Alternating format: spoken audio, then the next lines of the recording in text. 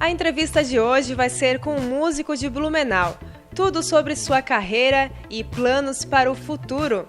Assista agora!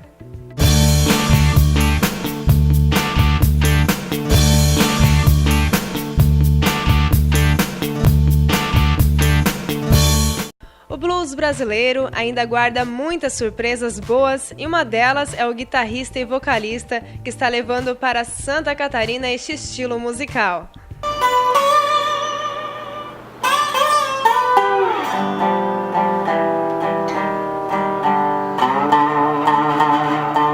Will I follow her to the station? Então, como que você começou neste ramo da música? Certo. Bom, eu iniciei tocando guitarra e violão ali pelos 14, 15 anos de idade. E, enfim, montando as primeiras bandas com os amigos de escola, né? Então, até ali os 20 e poucos, 20 e pouquinhos, assim, a música foi realmente vamos chamar de uma brincadeira, de um hobby, assim, né? E aí ela foi tornando assim, se tornando bem séria, bem presente na minha vida, assim. Eu me via enquanto eu estava acordado, assim, durante o dia eu estava pensando em música, inclusive na escola, eu estava, sei lá, batendo o pé, a mão, pensando em alguma música, pensando na música que eu ia ensaiar com a banda e, enfim, depois de fato tocando com a banda, ensaiando, tocando em bares, assim. Comecei cedo nos bares, então realmente ela se tornou séria, assim, bem cedo até. Eu achei, assim, ali pelos 22 eu pensei, é isso que eu quero fazer. Comecei a dar aulas, né, de violão, guitarra, e aí a música já tinha se tornado, assim, enfim, o meu trabalho, assim, o meu objetivo de vida, né? E por que e como que você decidiu escolher esse estilo musical? Bom, eu comecei tocando bandas clássicas de rock, assim, né? Quando eu era mais novo ali. Eu gostava muito dos Rolling Stones, do Pink Floyd. Até hoje eu gosto, na verdade, muito dessas bandas, né? E, enfim, o Creedence, os Beatles. Mais novo, a minha escola era essa, né? Gostava também de metal, né? E aí o blues, ele chegou mais tarde, assim, quando eu já tinha uns 22, 23 anos, talvez. Ele chegou porque o blues, assim, ele é a influência de muita gente, né? Muitos músicos. Então, por exemplo, eu gostava do Led Zeppelin e o guitarrista do Led é o Jimmy Page. O Jimmy Page, ele tem uma maneira muito blues de tocar, né? Apesar dele ser um ícone do rock, né? E a mesma coisa para outros músicos, assim, a galera do Creedence, dos Stones. Esses caras são do rock and roll, mas eles têm um pé muito forte, assim, no blues, né? Eles regravaram muitos blues. Então eu tava ali com meus vinis, meus CDs na mão, e eu via, quem escreveu aquela música ali? Robert Johnson. Quem escreveu aquela? Buddy Guy. Quem são esses caras? Então eu acabei indo para as influências das minhas influências.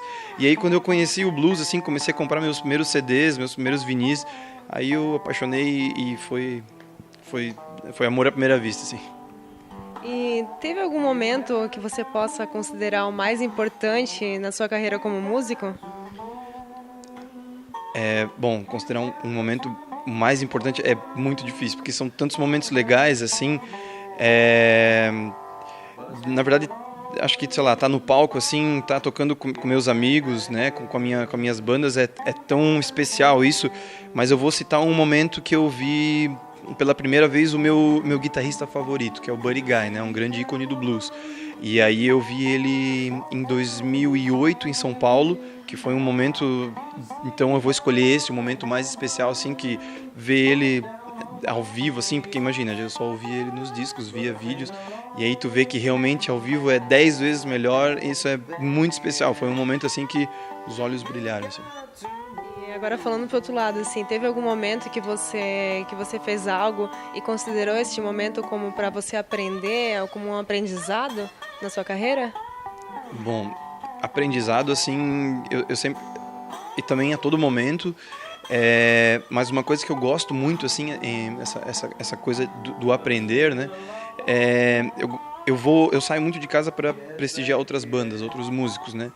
E isso é uma forma, assim, de aprendizado, assim, que eu considero essencial, assim, sabe? Você é músico e você só sai de casa para tocar, vamos dizer assim. Eu acho bem errado isso, na verdade, né? Então, quando eu saio de casa para ver outros músicos, Eu tento ouvir ao máximo e eu não quero estar ali como um músico analisando outro músico. Eu quero estar como um espectador, um fã, enfim, um cara conhecendo o trabalho de outro músico. E eu acho que esse momento de aprendizado é muito importante, porque para todo mundo que você está conversando, ou que você vai ver tocar, que você está ensaiando junto, enfim, não só na música, é um momento de aprendizado. Então, mas eu considero assim, sair de casa e prestigiar uma banda um baita momento desse, assim. Hoje, Léo vive somente da arte, mas até os 20 anos não enxergava a música como ganha-pão. Já trabalhou em locadora, farmácia e hospital, de onde saía no fim do expediente para se apresentar nos bares da cidade. No início não imaginava, aí depois veio aquele momento assim, talvez decisivo, assim, onde que acho que é inevitável um jovem assim de 20 e poucos anos pensar muito, né, no futuro, assim, e como é que eu vou sobreviver? E eu gosto tanto da música, mas ao mesmo tempo eu tenho meu emprego regular, né, que eu tenho ali meu salário todo mês garantido. Então, mas eu acho que quando a procura pelo meu trabalho começou assim a crescer, eu acho que o caminho já estava meio que traçado, assim. Eu lembro que quando eu era muito novo ainda, o pessoal vinha pegar aula comigo, procurar, e eu nem dava aula ainda, então, tu dá aula de guitarra blues, de violão blues, e eu falei, eu não sei ainda, né, e aí, enfim, e os shows começaram a procura, assim, né, pelos shows, já tinha formado as minhas primeiras bandas de blues ali, então tudo isso faz, acho que, a pessoa pensar muito, assim, então, esse foi o momento, assim, que, pronto, agora eu vou ser professor, eu vou fazer cursos, né, relacionados, né, eu vou montar minhas bandas, vou escrever projetos para a Fundação Cultural e tal. Então ali foi o ponto de partida, vamos chamar assim, né? Nem tão partida assim. E já que a música hoje não é mais um hobby, né? Você tem um outro hobby agora?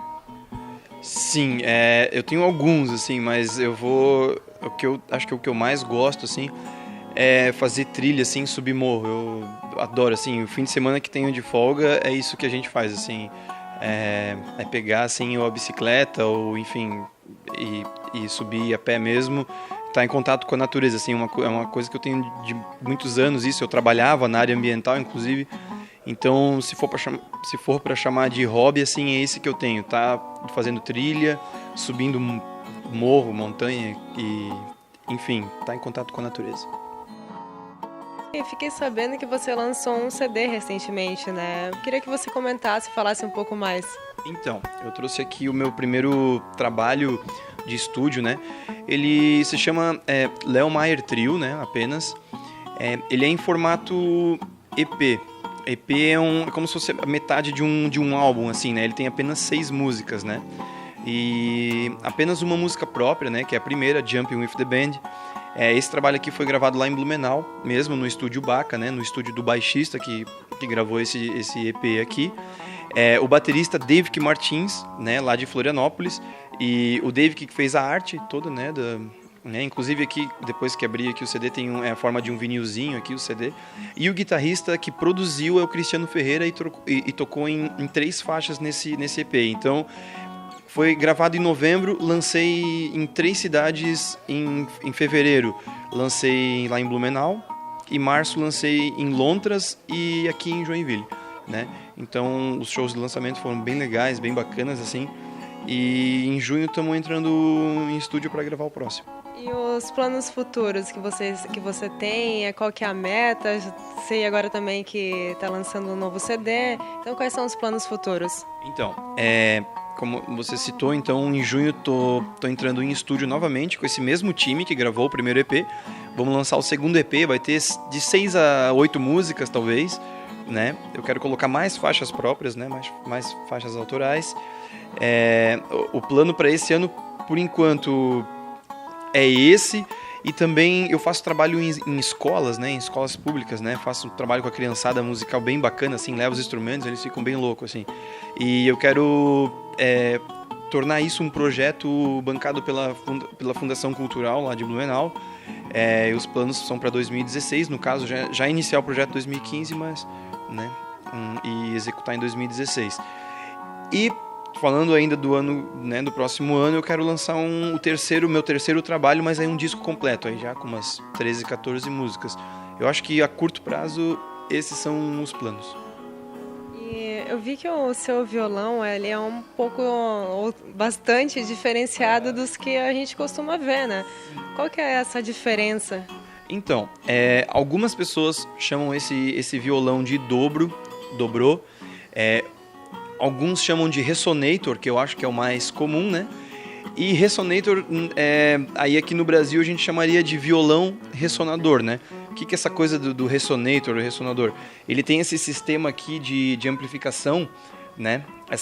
Vamos chamar esse cone, né? De metal, né? Tem alguns que são feitos de cobre, outros de aço, né? No caso aqui alumínio. Então ele traz esse som metálico, né? Bem bacana, que vocês vão ouvir depois ali.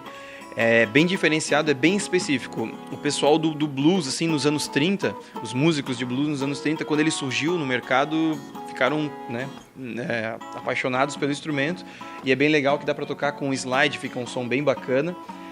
Os músicos do Havaí também gostaram muito, né? Tem muito a ver essa coisa do slide, da guitarra havaiana.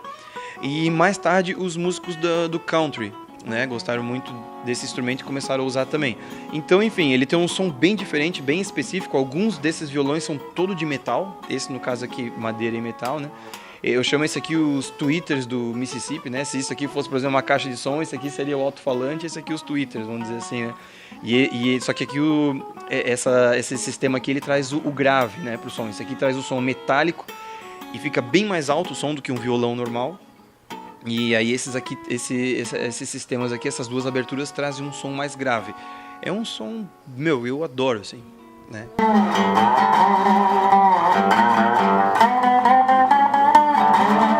Well, I'm gonna wait till you won't be back no more. Going back down south child, don't you wanna go? Woman, I trouble. I'll be all just worried man. Baby, you'll never be satisfied. I just can't keep from crying. Well, I know my little girl, she gonna jump and shout. That old train can be little boy. I'm not working out, woman, I trouble, yeah.